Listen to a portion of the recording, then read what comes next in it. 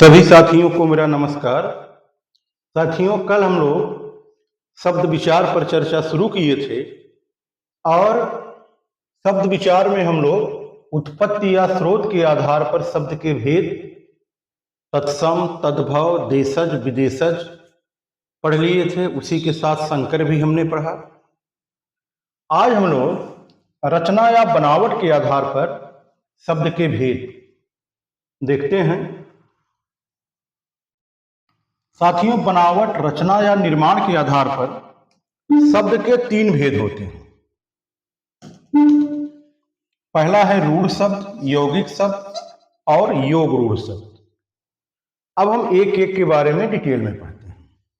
रूढ़ शब्द साथियों वो होते हैं जिनके खंड सार्थक अर्थ नहीं देते हैं, जिनके खंड सार्थक न हो या अर्थवान न हो, उन्हें हम रूढ़ शब्द कहते हैं। ये शब्द जो दूसरे शब्दों के मेल से नहीं बनते। जैसे साथियों नाक है, तो नाक को अगर हम ना और क का अलग अलग कोई अर्थ नहीं होता है, न तो ना का कोई अर्थ है न तो क का कोई अर्थ है। राम है, राम में रा और मा को अलग अलग करने पे इनके कोई अर्थ नहीं है। तो ऐसे शब्द रूढ़ शब्द कहलाते हैं। ये शब्द दूसरे शब्दों के मेल से नहीं बनते हैं। शब्द संरचना के तत्व साथियों, जैसा कि हम लोग जानते हैं, शब्द संरचना के चार तत्व होते हैं: संधि, समास,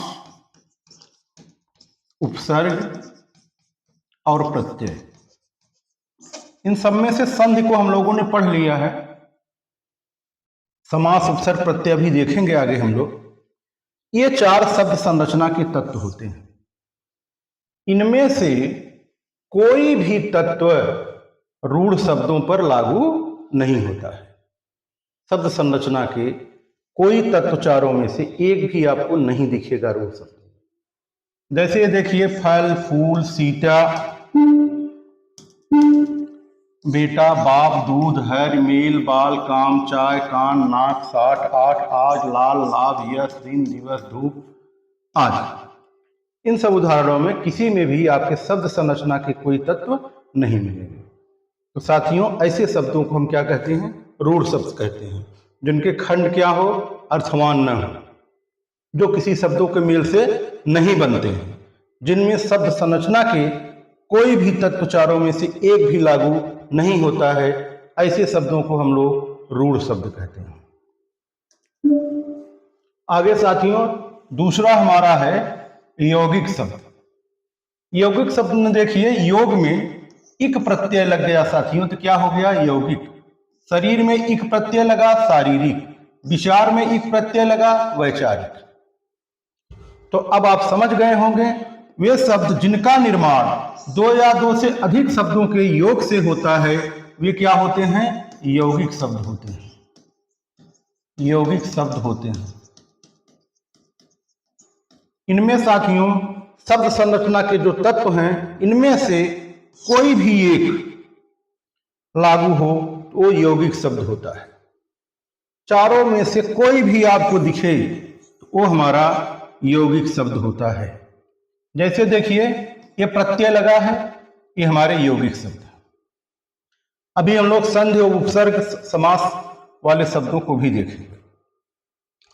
समास में साथियों हमको एक चीज बारीक बात ध्यान देना है, बहुब्रीहि के अलावा अन्य सभी समास, चाहे वो अव्ययी भाव हो, चाहे तत्पुरुष हो, चाहे कर्मधारय हो, चाहे द्वंद्व हो, चाहे द्विगु हो, सभी समास हमारे क्या होते हैं?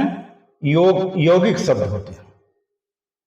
बहुब्रीहि समास जो होता है वो योग रूढ़ शब्द होता है। अभी उसको हम लोग आगे देखते हैं साथियों। ये देखिए उदाहरण यौगिक शब्दों के। ये देखिए दो शब्दों से मिलकर बने हैं सब, दोनों के खंड खंड करने पे अर्थ निकलते हैं। सब में देखिए प्रत्यय लगा हुआ है, इक प्रत्यय। मानव है, ये मनुधन अ है। दानव है, दनुधन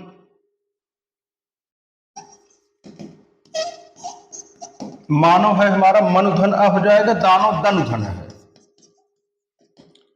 इसी तरह से यादव यद धन अ होता है। ये साथियों सजावट, ये देख रहे हैं सब में प्रत्यय लगे हुए हैं, एक संधि है, महात्म संधि है। तो इस तरह से साथियों हम लोगों ने देखा ये जो हमारे यौगिक शब्द हैं ये दो शब्दों से मिलकर बनते हैं, शब्द संरचना के तत्व इसमें लागू होते हैं। यहां पे महात्म्य में महात्मा धन्य होता है। ये साथियों ये रहा हमारा यौगिक शब्द। अब हम चलते हैं योग रूढ़ शब्दों की तरफ। वे शब्द जो यौगिक हैं परंतु अपना सामान्य अर्थ छोड़ करके एक विशिष्ट अर्थ देते हैं, वे क्या कहलाते हैं? योग रूढ़ कहलाते हैं। जैसे रूढ़ और रूढ़ मिलकर यौगिक बनता है, रूढ़ रूढ़ मिलकर योग रूढ़ भी बनता है, लेकिन ये तीसरा अर्थ देता है। जो तीसरा अर्थ दे वो योग रूढ़ है। या साथियों हम कह सकते हैं ऐसे शब्द जो यौगिक तो होते हैं लेकिन जब अर्थ देना होता है तब रूढ़ हो जाते हैं, ऐसे शब्दों को हम योग रूढ़ कहते हैं। जैसे देखिए दशानन, दस आनन, तो दस आनन किसके हैं? रावण के। बहुब्रीहि समास के सभी उदाहरण साथियों योग रूढ़ के उदाहरण।